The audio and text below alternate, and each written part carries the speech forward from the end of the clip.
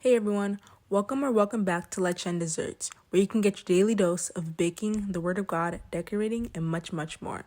So this week's episode video is going to be my dad's birthday cake. This is just kind of another test cake for me, just testing out different flavors, combinations, different decorations and decorating styles, as well as my dad having a cake.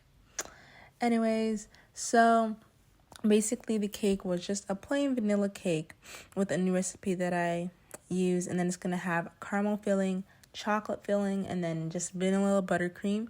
I really wanted to do kind of a Milky Way or Twix kind of theme, but the decorations that you're gonna see later on, it didn't really match that dark brown type of thing you would see for chocolate candy bars. So I was like, let's just not even add those on top. So actually I wanted to do just vanilla, but it wasn't really too tall and I didn't really want to go through that whole process again. So I just made my chocolate cake, which is super easy to make, and that's what you just saw in the last couple of clips. And right now we're just adding the simple syrup just to make sure it stays moist, because we do keep the cake in the fridge sometimes just to make sure the buttercream doesn't go bad if we leave it at room temperature for days. And when it's soft like this, because I think not freezing the cakes or chilling them actually kind of helps just make sure it stays moist right away. But it kind of hurts the structure when you're trying to crumb coat or decorate the cake.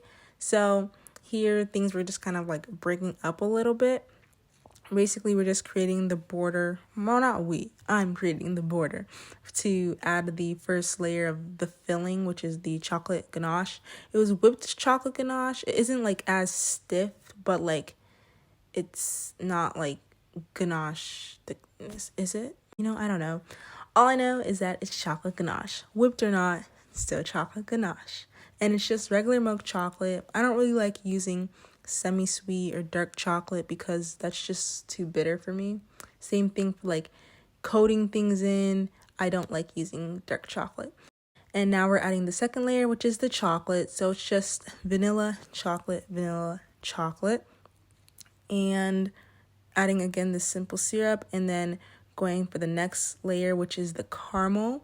I kept it in the fridge because I made it the day before. I had to actually heat it up a little bit because it was still really thick. I wanted to make sure that it would be thick enough for this so it wouldn't be goozing out, but not too thick. So this is a good thickness for cake. For cupcakes, I might try to thin it out a little bit more. I hope that still works.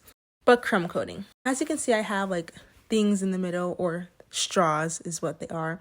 I don't really have dowels or anything like that, but it's really hard to do this. It didn't take super duper long, but it was just really hard. And as you can see, there's gaps in the middle because if you couldn't tell before, the chocolate is smaller than the vanilla, because when I was cutting off the edges, it cut off a little bit more and it was just smaller in general.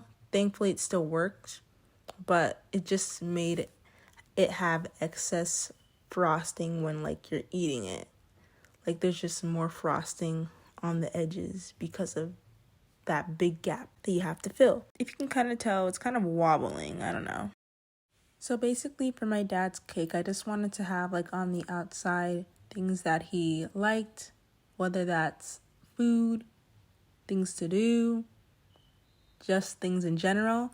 So the crumb coating took so long that I didn't really have time to, I just didn't really want to show the whole actual frosting it. So that little clip was it fully coated. Generally, it could have been smoother, I know, but I was I'm going to cover it, so let's just not keep going, because I didn't want to keep scraping it too much with the bench scraper, and then poof, I'd have to start all over again because I scraped off too much frosting and then you could see through the cake. I didn't want that to happen. So basically I'm just adding things like a cross because we're Christians, yay. So we all, people who are watching this should know that. But anyways, then dad just, to have something relating to that, because I wasn't really going to have happy birthday, whoever, yeah. And then football, trees was kind of supposed to match like countryside, he said he liked, but I don't know. And then balloons I tried to do, and stars for space. My dad does like computer stuff, football. He's watching football right now, I think. Yeah. But couldn't really draw computer things because I don't have things like fondant to really work with. But I just added a border on top. I was going to add some extra stuff, but I was like, I don't want to ruin it, because once you ruin it, you ruin it. Can't scrape it off. So this is what it looked like in the end. I think it's better than like, the last cake video that I did. It's getting better. I actually took the time to make sure to add enough frosting on the outside so I could smooth it out good. Right now, I'm just figuring out a place to put the little happy birthday sign that you see right now. It tasted good, nice and moist. The chocolate part was like giving it a different flavor complex. The caramel, I don't know if I could taste it. Maybe I did. The chocolate ganache made it a little bit more chocolatey, but overall was pretty good. People seem to like it, or people in my house seem to like it.